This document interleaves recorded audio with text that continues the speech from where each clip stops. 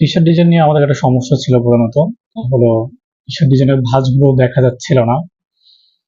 আমাদের পিকবেস থেকে একদম ডাইরেক্টলি আমরা ডিজাইন নেওয়ার ফলে কপিরাইট সিস্টেমটা জন্য খুব অসুবিধা হতো। আজকে যে ডিজাইনটা দেখাবো প্রধানত এটা হলো আপনাদের গুগল থেকে একটা ডিজাইন নেব, বাট ডিজাইনগুলোর ভাঁজগুলো স্পষ্ট দেখাবে এবং এনি টি শার্ট দিতে পারবো এবং এগুলোর ভাঁজ আমরা স্পষ্ট দেখাতে পারবো। সো আমি গুগলে গেলাম, গুগলে গিয়ে লিখলাম হোয়াইট বা ব্ল্যাক টি শার্ট, ব্ল্যাক কি লিখলাম বা হোয়াইট লিখলাম, হোয়াইট লিখি, হোয়াইট টি শার্ট। নেট চলে গেছে, নেটটা নিয়ে নেই। ওয়াইফাই কানেক্ট হয়ে গেছে।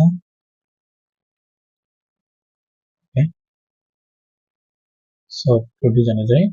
তো এখানে যদি আপনার হোয়াইট টি শার্ট লিখে সার্চ দেন, এখানে ইমেজে যাব, ইমেজে গিয়ে তো হ্যাঁ টুলসে গেলাম, টুলস লেখা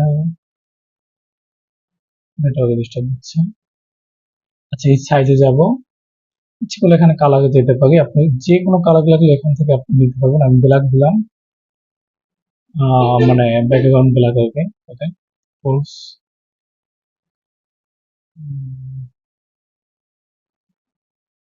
একটু ব্যাগে যাই। আচ্ছা আমার হোয়াইটই নেই, একটু সাইজটা লার্জ নেব, দিলাম। তো এখান থেকে আপনারা হোয়াইট যে কোনো একটা কালার নিতে পারেন, সুন্দর দেখুন।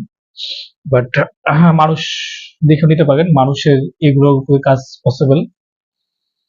তো আমি একটা একদম মানুষ নাই এমন একটা টি শার্ট পেলাম, হ্যাঙ্গার সহ বা হ্যাঙ্গার বাদে। সো নিলাম, নিয়ে এখানে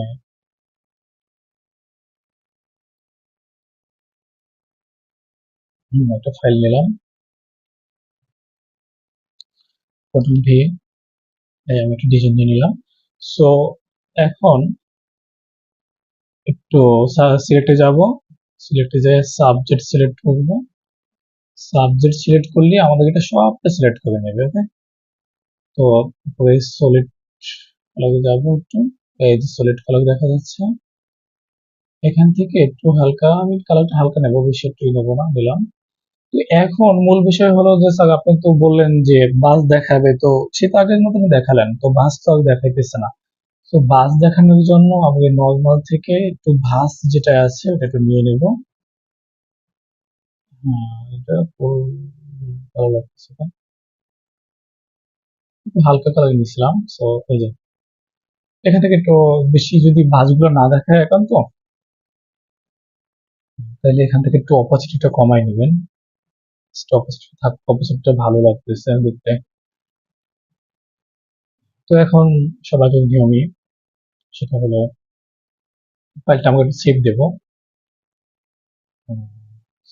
ওকে তো লিখলাম T shirt mockup, T shirt mockup, নাম ভুল আছে, সি কেপি মকআপ 5। আমি একটা ফোল্ডার বানিয়ে নিলাম।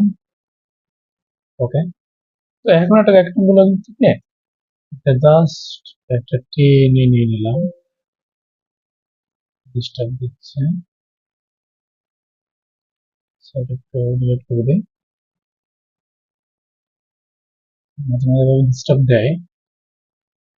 এই যে যতটা নেব ঠিক ততটাই টেনে নেব। ওকে ডান। তো এখন সিলেকশনে যাব, সরি ফিল্টারে যাব, ডিস্ট্রিবিউটে যাব, ডিসপ্লেতে যাব, কনভার্ট টু স্মার্ট অবজেক্টে যাব। ওকে তো যে ফাইলটা সেভ করেছিলাম ওটা নিয়ে নিলাম। ওকে এখানে যে একটু ডবল ক্লিক দিলাম। ওকে আমি আসলে একটা ডিজাইন বানিয়ে রেখেছিলাম, ওই ডিজাইনটাই দিচ্ছি এখন, যে ডিজাইনটা।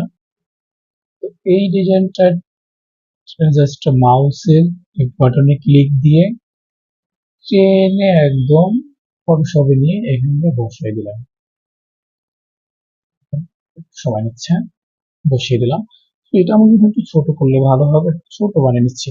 বাট ছোট বানানোর ক্ষেত্রে আপনারা শিপে ক্লিক দিবেন না, ফটোশপে শিপে ক্লিক দিবেন না, জাস্ট মাউসে লেফট বাটনে ক্লিক দিয়ে জাস্ট ছোট বানিয়ে নেবেন। আপনার যতটুকু লাগে ততটুকু। এটা মিডল আছে, এখান থেকে চোখটা বন্ধ করে দিবেন, দিলাম। এখান থেকে এটা ক্লোজ করে দিবেন। বেশ, এই যে আপনার ডিজাইনটা একদম পারফেক্টলি বসে গেল। একটু যদি কাছে নেই তাহলে বুঝতে পারবেন যেটা কতটা কাছে নিয়ে বসছে।